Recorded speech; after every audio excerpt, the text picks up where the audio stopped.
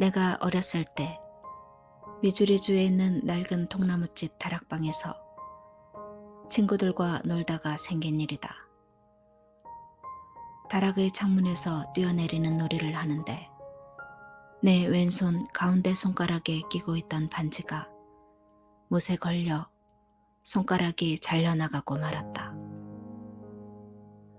나는 겁이 나서 비명을 질러댔다. 꼭 죽을 것만 같았기 때문이었다. 그러나 손가락이 나은 뒤로 나는 한 번도 내 왼손 손가락이 4개밖에 없다는 사실에 대해서 고민하지 않았다. 고민한다고 해서 무슨 소용이 있겠는가. 나는 불가피한 일은 그냥 받아들이기로 했던 것이다. 그리고 요즘은 내 왼손 손가락이 4개밖에 없다는 사실을 까맣게 잊고 산다. 수년 전 나는 뉴욕의 변두리에 있는 어느 빌딩에서 화물 엘리베이터를 운전하는 사람을 만난 적이 있는데 그는 왼손이 손목 부위까지 잘려나간 사람이었다. 나는 그에게 손목이 없다는 사실이 괴롭지 않느냐고 물어보았다. 그랬더니 그는 이렇게 대답하는 것이었다. 아니요, 별로 그런 생각이 들지 않습니다. 손 하나가 없다는 사실을 느낄 때는 바늘에 실을 낄 때뿐입니다. 인간이 불가피한 일을 재빨리 받아들이고 그것에 적응할 수 있다는 것은 참으로 놀라운 일이다.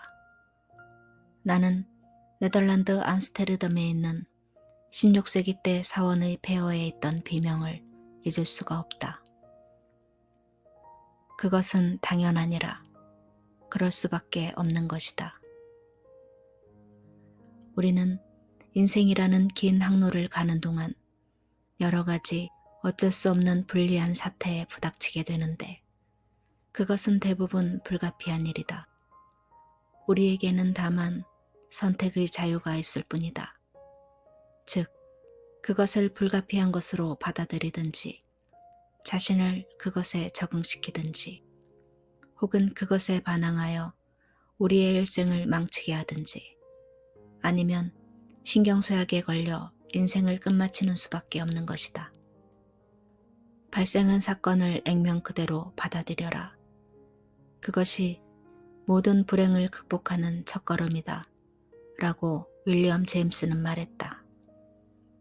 오리건주의 엘리자베스 코넬리 여사는 갖은 고생 끝에 이 사실을 깨달았다. 최근 그녀가 나에게 보낸 편지를 인용해 보기로 하자.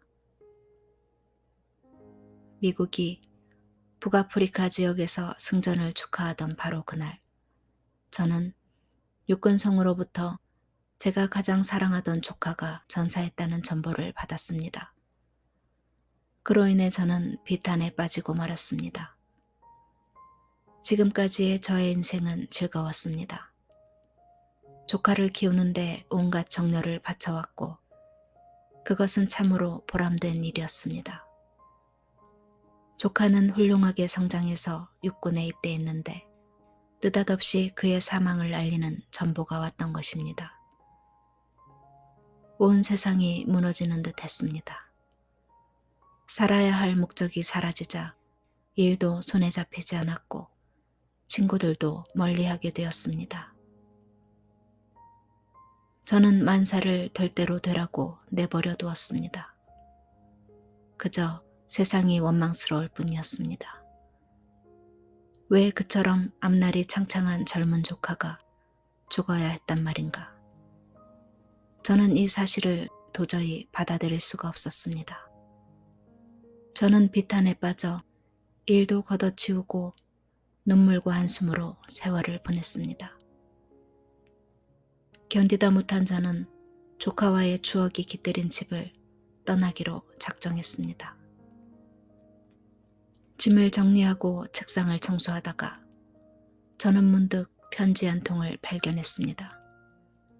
그것은 전사한 조카가 3, 4년 전쯤 제게 보낸 편지였습니다. 그 편지에는 이런 말이 적혀 있었죠. 물론 저희들 모두 할머님의 죽음을 슬퍼하지만 숙모님은 특히 더 하실 것입니다. 그러나 숙모님은 숙모님의 생활 철학으로 그 슬픔을 이겨나가실 것입니다. 저는 숙모님께서 가르쳐 주신 아름다운 진리를 잊을 수가 없습니다. 저는 아무리 멀리 떨어져 있어도 항상 웃으며 모든 일을 남자답게 하라고 하신 숙모님의 말씀을 늘 기억하고 있습니다. 저는 몇 번이나 그 편지를 되풀이해서 읽었습니다. 그랬더니 마치 그 애가 내 옆에서 숙모님, 저에게 가르쳐 주신 대로 해보세요. 무슨 일이 있더라도 슬픔을 감추고 웃으면서 사세요. 라고 말하는 것 같았습니다. 그래서 저는 다시 이를 손에 잡았죠. 그러곤 세상에 대해 원망하는 태도를 버리고 그래, 이제 끝났어. 죽은 그 애가 다시 살아올 수는 없는 거야. 나는 그 애가 원하는 대로 할 수 있고 또 그렇게 해야만 돼. 라고 생각하면서 일에 전념했습니다. 저는 군인들에게 위문 편지도 보내고 성인 교육반에도 참가했습니다. 그리고 많은 친구도 사귀었죠. 저는 저의 이런 놀라운 변화가 믿어지지 않습니다. 이제는 영원히 가버린 과거에 대해서 슬퍼하지 않게 되었습니다. 저는 지금 기쁨에 충만한 나날을 보내고 있습니다. 마치 조카가 저에게 바랐던 것처럼 인생을 즐기고 있는 것입니다. 엘리자베스 코넬리 여사는 우리가 조만간 배우지 않으면 안 될 진리, 즉 불가피한 것과 타협하는 방법을 배웠던 것이다. 그러나 그것은 결코 쉬운 일이 아니었을 것이다. 왕좌에 앉은 군주들이라 할지라도 이것을 마음에 새겨두지 않으면 안 된다. 조지 5세는 버킹엄 궁전의 도서실 벽에 다음과 같은 좌우명을 걸어 놓았었다. 이미 져버린 달 때문에, 쏟아져 버린 우유 때문에 울지 않게 가르쳐 주소서. 쇼펜하우어도 운명을 달게 받는 습성은 우리의 인생길에 가장 중요한 것이라고 말하고 있다.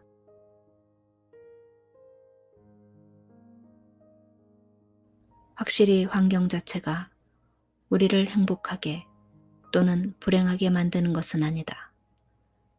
그것은 환경에 어떻게 적응하느냐에 따라서 우리의 감정이 좌우되기 때문이다. 그리스도는 천국은 우리의 마음 안에 있다고 했지만 지옥 또한 우리의 마음 안에 있다. 정면으로 대결할 수만 있다면 우리는 모든 재난과 비극을 극복할 수 있다. 인간에게는 우리가 판단하고 있는 것보다 훨씬 강하고 아직 활용해보지 않은 강력한 자원이 숨겨져 있기 때문이다. 소설가 부도 다킹턴은 이렇게 말했다. 인생이 나에게 보고하는 것이라면 어떤 일이라도 견딜 수 있을 것이다. 그러나 단 한 가지, 눈이 멀게 된다면 절대로 못 견딜 것이다. 그런 그가 60살이 넘어선 어느 날 무심코 마루 위에 깔아놓은 카펫을 내려다보았다. 그런데 이게 웬일인가. 카펫의 색깔이 뿌옇게 흐려 보이고 무늬조차 분간할 수가 없었다. 그는 그 길로 전문의를 찾아갔다. 거기서 그는 비통한 사실을 알게 되었다. 그는 자신도 모르게 시력을 잃어가고 있었으며 이미 한쪽 눈은 거의 보이지 않게 되어 있었다. 다시 말해 지금까지 그가 가장 두려워했던 불행이 드디어 닥쳐왔던 것이다. 그런데 타킹톤은 최악의 불행에 어떻게 반응했을까? 올 것이 왔다. 나의 일생도 이것이 마지막이로군. 하면서 한탄했을까? 아니었다. 놀랍게도 그는 명랑한 기분으로 하루하루를 살았다. 그는 어떻게 보면 유머러스한 감정까지도 서슴없이 드러내며 활기찬 생활을 했다. 그를 괴롭히는 작은 반점이 눈앞에 어른거리면 그는 여보게 능청꾸러기가 또 오셨군. 이처럼 맑은 아침에 어디를 가시나 하면서 농담을 하기도 했다. 이런 위대한 인간의 정신을 운명이라 한들 어떻게 삼킬 수 있겠는가. 두 눈이 완전히 보이지 않게 되자 타킹톤은 이렇게 말했다. 나는 이제 시력을 잃은 것도 인간이 다른 모든 것을 견딜 수 있는 것과 마찬가지로 견뎌낼 수 있게 되었습니다. 만일 내가 오관의 감각을 모두 잃는다 해도 나는 내 마음의 의지에서 살아갈 것입니다. 왜냐하면 인간은 마음으로 보고 마음 안에서 살기 때문입니다. 그는 시력을 되찾기 위해 1년에 12번이나 국부 마취를 하고 수술을 받았지만 아무런 불평도 하지 않았다. 시력을 회복하려면 수술이 불가피했으므로 반복되는 고통을 너그럽게 받아들였던 것이다. 그는 병원에 입원해서도 특실에 들지 않고 일반 병실에 들어 고통당하는 환자들과 지내며 그들을 위로했다. 그러면서 그는 시력을 되찾기 위해 수술이라도 할 수 있는 자신은 매우 운이 좋은 편이라고 생각했다. 이 얼마나 놀라운 일인가. 현대과학이 사람의 눈처럼 정밀한 조직을 수술할 수 있을 정도로 발전했다니. 정말 놀라운 일이야. 보통 사람이라면 12번이나 수술을 받고도 상태가 호전되지 않았다면 틀림없이 신경쇠약에 걸렸을 것이다. 그러나 다킹톤은 나는 이와 같은 쓰라린 경험을 어떤 행복한 경험과도 바꾸고 싶지 않다고 말했다.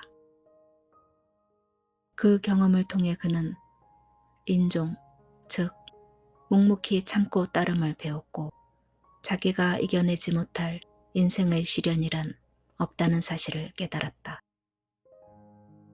그는 일찍이 존 밀턴이 깨달았던 것처럼 장님이 되었다고 해서 비참한 것은 아니다. 다만 눈이 멀었다는 사실을 인정하지 못하고 그로 인해 괴로워하는 것이 비극이다 라는 말의 의미를 터득했던 것이다. 뉴 잉글랜드의 유명한 여권주의자인 마거릿 플러스는 나는 우주를 받아들일 수 있다 라고 말한 적이 있는데 이 말은 그녀의 신조였다. 누구보다 까다롭기로 이름난 토마스 칼라일조차도 그녀의 말을 듣자 그럴 거야 라고 만족을 표했다고 한다. 그렇다.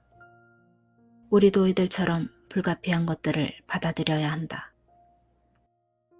우리가 불가피한 것들에 대해서 반항한다거나 발버둥친다고 해서 그것들을 변화시킬 수는 없다. 오히려 그것들이 우리를 변화시킬 뿐이다. 나는 일찍이 이런 사실을 경험한 적이 있었다. 나는 언젠가 내가 직면한 불가피한 사태를 받아들이려 하지 않고 어리석게도 그것에 반항하려 했었다. 그러자 밤이 되어도 잠 못 이루는 지옥을 경험하게 되었고 온갖 짜증나는 일들이 내 머리 위로 쏟아졌다. 1년 동안이나 스스로 나 자신을 괴롭힌 끝에 나는 결국 그것이 처음부터 도저히 변화시킬 수 없는 일이었다는 사실을 받아들이지 않을 수 없었다. 나는 진즉부터 휘트먼의 노래에 귀를 기울여야 했다. 오, 밤과 폭풍과 굶주림과 조소와 재앙과 거절을 나무들이나 동물들처럼 직면하게 하소서. 나는 지난 12년 동안 가축을 길러보았지만 아직까지 단 한 번도 암소가 가뭄 때문에 풀이 마른다고 혹은 숫소들이 다른 암소들만 사랑한다고 신경질을 부리는 것을 본 적이 없다. 동물들은 밤이나 폭풍, 심지어는 굶주림에도 태연히 맞설 뿐이었다. 그렇기 때문에 동물들은 결코 신경쇠약이라든가 위암에 걸리는 법이 없으며 정신병에도 걸리지 않는다. 물론 그렇다고 해서 우리의 앞길을 가로막는 온갖 재난에 무조건 머리를 굽히라고 주장하는 것은 아니다. 그렇다면 그것은 단순한 운명론에 불과할 것이다. 우리가 어떤 사태를 다소나마 개선할 가망성이 있다면 그것과 맞서 싸워야 한다. 그러나 상식적으로 생각해서 그것이 인력으로도 어쩔 수 없는 것이라면 이미 그르친 일에 대하여 고민할 필요는 없다는 것이다. 콜롬비아 대학의 고 허스크 학장은 마더구스 중의 한 구절을 좌우명으로 삼고 있다고 말한 적이 있다. 하늘 아래의 온갖 괴로움에는 구원이 있다지만 없는 것도 있다 하니 만일 있다면 찾으라. 없다면 그것을 잊어라. 이 책을 집필하는 동안 나는 미국의 많은 지도적인 실업가들을 만날 수 있었는데 그들이 불가피한 것들에 협력함으로써 전혀 고민 없는 생활을 하고 있다는 사실을 알고는 깊은 인상을 받았다. 만일 그들이 그렇게 하지 않았다면 그들은 필경 긴장 때문에 쓰러지고 말았을 것이다. 그들 중 몇 사람의 말을 들어보자.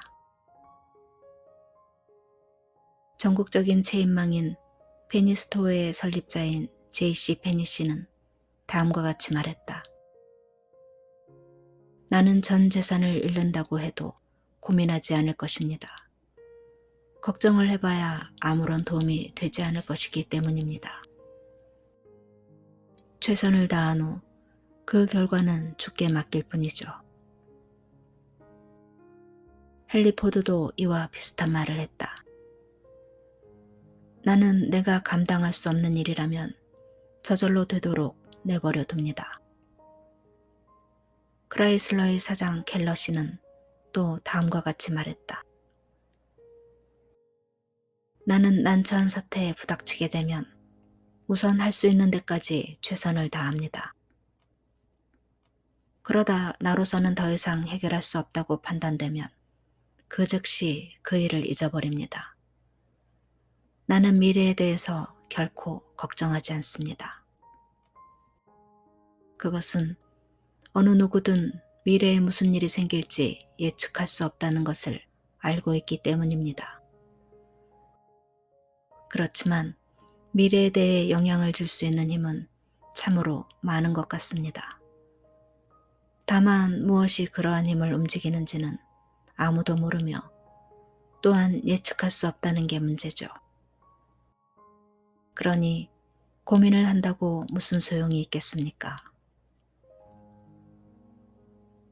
만일 당신이 켈러 씨에게 당신은 철학자요 라고 말한다면 아마도 그는 펄쩍 뛸 것이다. 왜냐하면 그는 다만 훌륭한 사업가일 뿐이고 우연히 로마의 에픽테토스가 19세기 전에 말한 것을 채택했을 뿐이기 때문이다. 행복의 길은 단 하나밖에 없다. 그것은 우리의 의지로는 어떻게 할 수 없는 일에 대해서 고민하는 짓을 당장 그만두는 것이다. 이는 에픽테토스의 생활 철학이었다.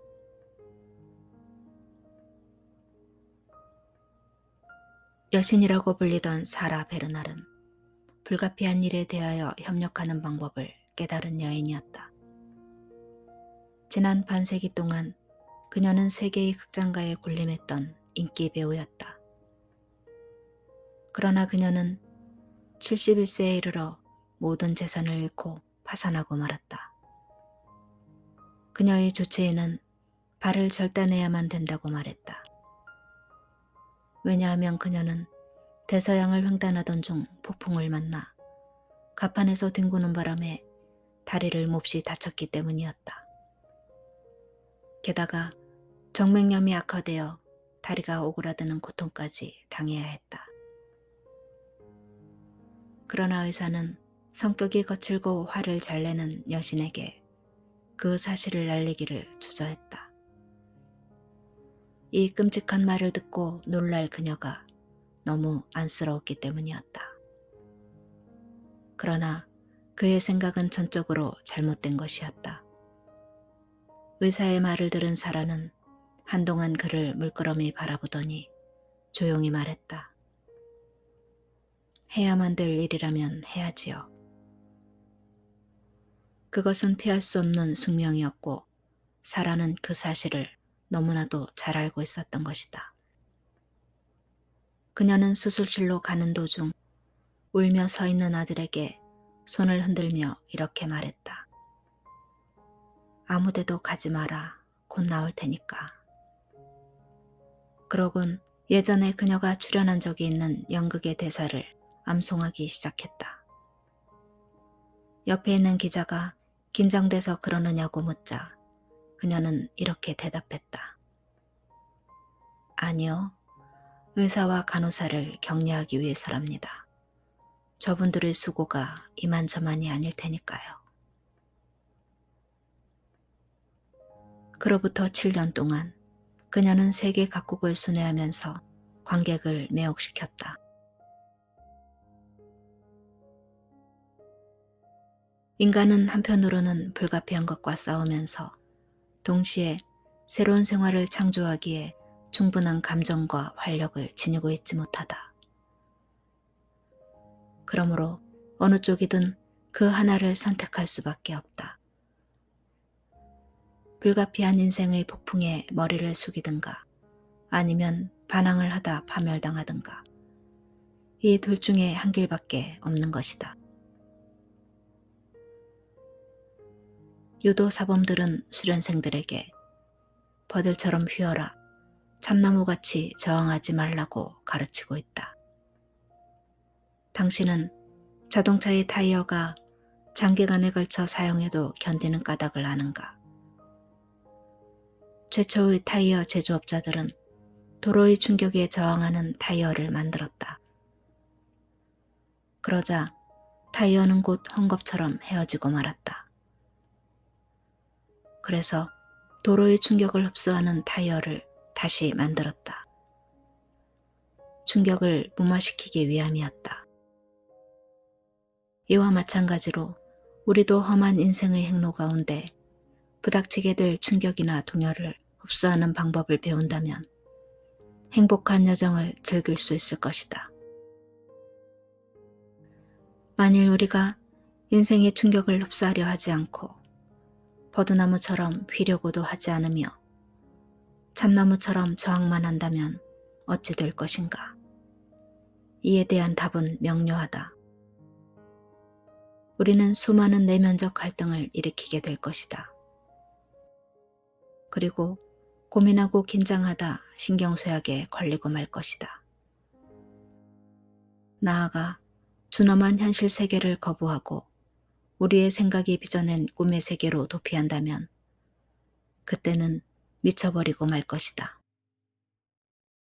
2차 대전 중 공포에 떨던 수백만의 병사들은 그 상황을 불가피한 것으로 받아들이든 아니면 긴장에 시달리다 쓰러지든 둘 중에 하나만을 선택할 수밖에 없었다. 뉴욕에 사는 윌리엄 H. 가셀리어스의 예를 들어보자. 다음은 나의 성인 클래스에 참가한 그의 경험담이다. 나는 연안 경비대에 입대한 지 얼마 안 되어 대서양 연안 중에서도 가장 더운 곳에 배속되었다. 거기서 나는 폭발물 감시병에 임명되었다. 과자장수였던 내가 폭발물 감시병이 되다니 수천 톤의 다이너마이트 위에 서 있다는 생각만 해도 등골이 오싹해질 지경이었다. 당시 나는 겨우 이틀 동안 훈련을 받았을 뿐이었다. 그러나 오히려 폭발물에 대해 조금 안다는 게 한층 더 두려운 공포를 자아내게 했다. 나는 내가 처음으로 보초를 썼을 때의 일을 한평생 잊을 수가 없다. 음침하게 안개가 낀 어느 추운 겨울날의 일이었다. 나의 담당은 제5번 선창이었다. 나는 그곳에서 5명의 인부들을 인솔하고 폭탄을 배로 옮기는 작업을 하고 있었다. 인부들은 모두 늠름한 체격이었지만 폭탄에 대해서는 전혀 아는 바가 없었다. 그런 그들이 단 한 발이면 배를 날려버릴 수 있는 TNT 함유량이 1톤이나 되는 대형 고성능 폭탄을 등으로 저 나르다니. 그런데 그들은 그 대형 폭탄을 겨우 2개의 철사고리로 묶어 운반하고 있었다. 나는 마음속으로 만일 저줄이 끊어지기라도 한다면 오 맙소사 하는 생각만 하고 있었다. 입안은 바짝 말라 침 한 방울도 없을 정도였고 다리는 제대로 서 있을 수조차 없을 만큼 와들와들 떨렸다. 그리고 가슴은 쉴 새 없이 두근거렸다. 그렇다고 도망칠 수도 없는 형편이었다. 만일 이 자리를 피한다면 당장의 탈영병으로 몰릴 터였다. 그렇게 되면 내 체면은 말할 것도 없고 부모님들을 뵐 면목도 없을 거라는 생각이 들었다. 뿐만 아니라 나는 탈영죄로 총살될지도 모르는 일이었다. 나는 도망갈 수가 없었다. 끝까지 그곳에 머물러 있어야만 했던 것이다. 부도 노동자들이 고성능 폭탄을 아무렇게나 취급하고 있는 것을 바라보면서 당장이라도 폭발할 것만 같은 배 안에서 그렇게 1시간이 흘렀을 즈음 나는 나 자신에게 이렇게 다일렀다. 그래, 폭탄이 터져 내 목숨이 날아간다고 치자. 그건 어쩔 수 없는 일이지.